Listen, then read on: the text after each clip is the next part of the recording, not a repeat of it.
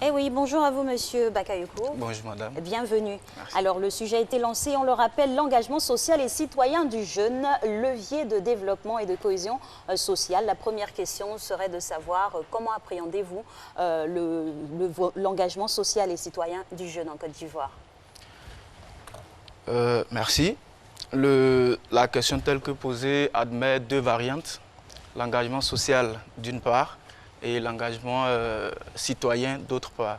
Et donc, il convient de définir chaque notion avant de faire une définition synthétique. Et donc, je pourrais, comme ça, être tenté de dire que l'engagement social se définit comme l'ensemble des actions menées par les jeunes en vue de participer à la vie de la communauté.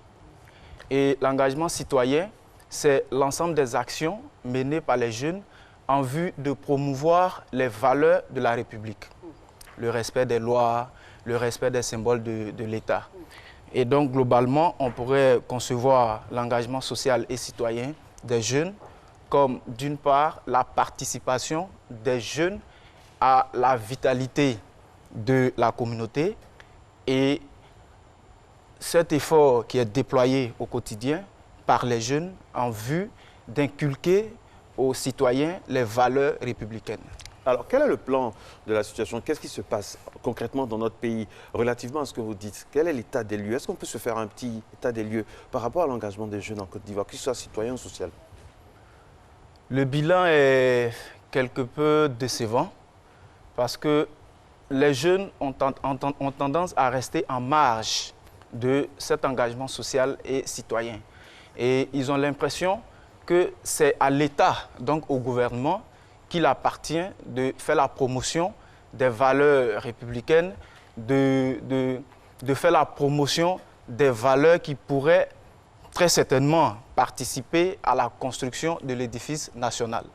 Et donc le constat, il est un peu décevant.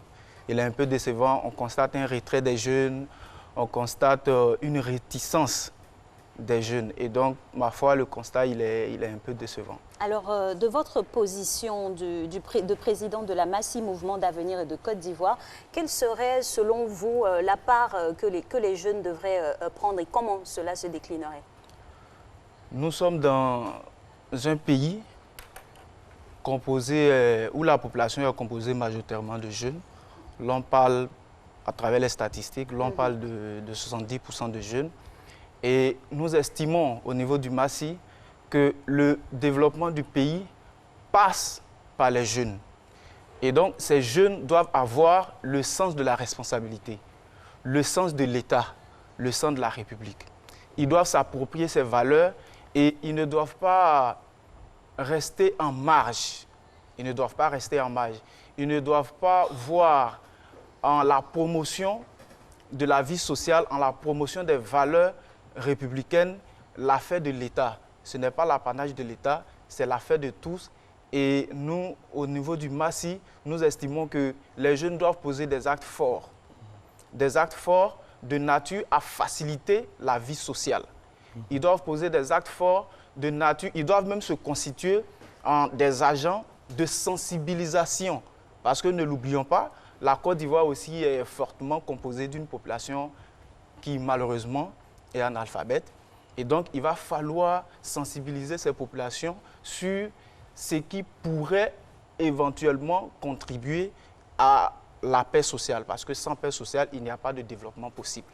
Monsieur Bakayoko, quand on vous entend, il y a vraiment un lien qu'on peut faire tout de suite entre l'éducation et les jeunes. Est-ce que les jeunes de Côte d'Ivoire aujourd'hui sont outillés pour intégrer le combat tel que vous le définissez là? Est-ce qu'ils ont déjà l'essentiel même, déjà pour être dignes dans la vie de tous les jours, pouvoir admettre, pouvoir prétendre à engager un tel combat? Et puis, deuxième volet de la question, on a l'impression que les jeunes sont beaucoup utilisés quand il s'agit de politique, quand il s'agit de ceci.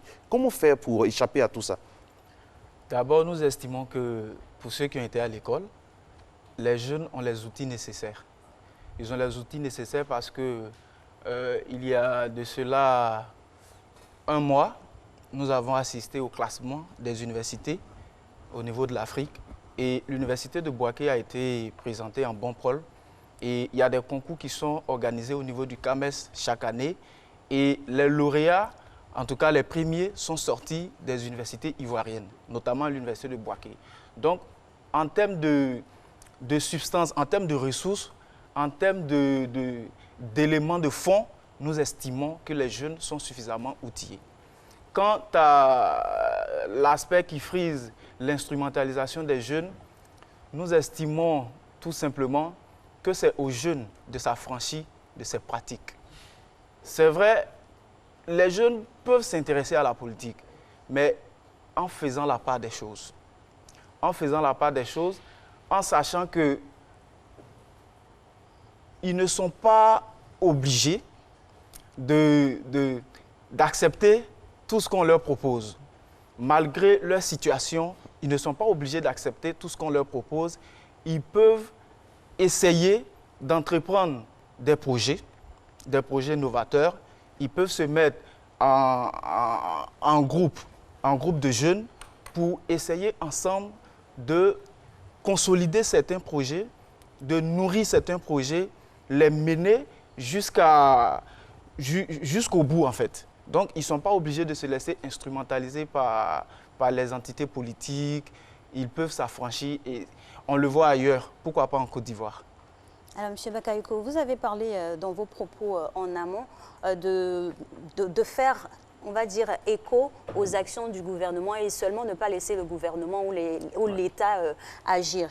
Mais bon, en même temps, on est dans un pays constitué, organisé, avec tout ce qui se passe, le ton qui montre entre les différents acteurs de la politique. Cela ne biaise pas un peu l'atmosphère et ça n'influence pas négativement la jeunesse? C'est à la jeunesse de prendre la hauteur par rapport à tout ça. Il y a des agitations dans le milieu politique, mais c'est aux jeunes d'identifier les priorités. La priorité pour un jeune, c'est sa formation et la priorité pour un jeune, c'est son pays.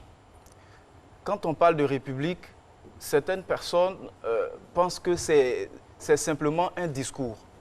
Ce n'est pas un discours. L'homme ne se réalise que dans un cadre social.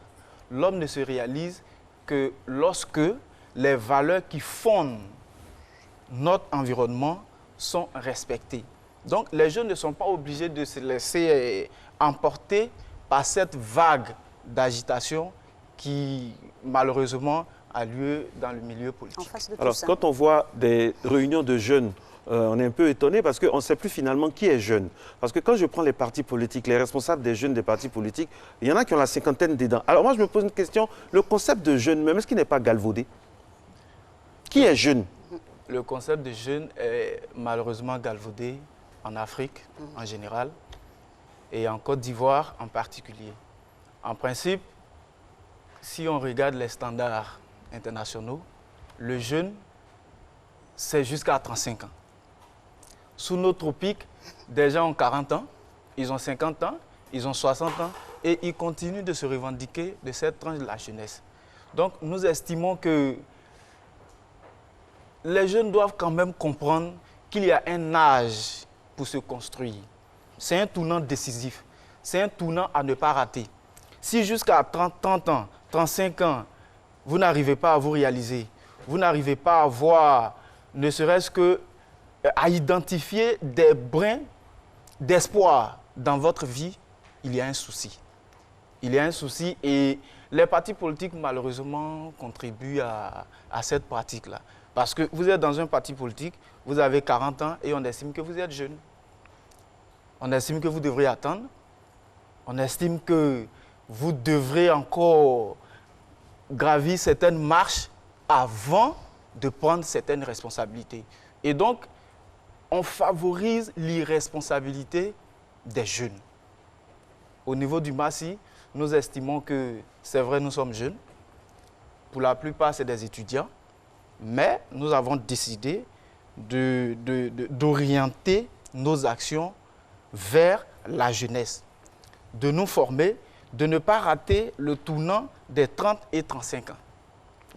Voilà, nous devons réussir ce tournant parce que si nous ratons le virage, c'est clair que nous serons comme les autres. Exactement. Alors, Monsieur Bakayoko, il n'est pas rare, hein, surtout dans nos pays africains, de voir la jeunesse toujours à la solde de la politique. De votre position de président du MASSI, quelles sont les solutions que vous apportez pour un peu éloigner les jeunes de cet aspect uniquement qu'est la politique? Malheureusement, en Afrique, on estime que quand on parle de politique, l'on ne réussit seulement qu'en politique. Ce n'est pas normal. Ouais. Et même quand on parle de la politique, c'est la gestion de notre cité, c'est la gestion de notre société. Et un jeune qui veut faire plus tard de la politique, il doit être formé dans tous les aspects de la société. Parce que vous ne pouvez pas être jeune, vous ne pouvez pas être politique et ne pas avoir du répondant devant des questions basiques liées à l'économie, liées aux différents aspects scientifiques de la vie sociale. Ce n'est pas possible. Et donc, nous estimons que pour échapper à cet écueil, les jeunes doivent avoir pour priorité la formation. Quand on est jeune, on prend le temps de se former. Parce que la compétition sera rude.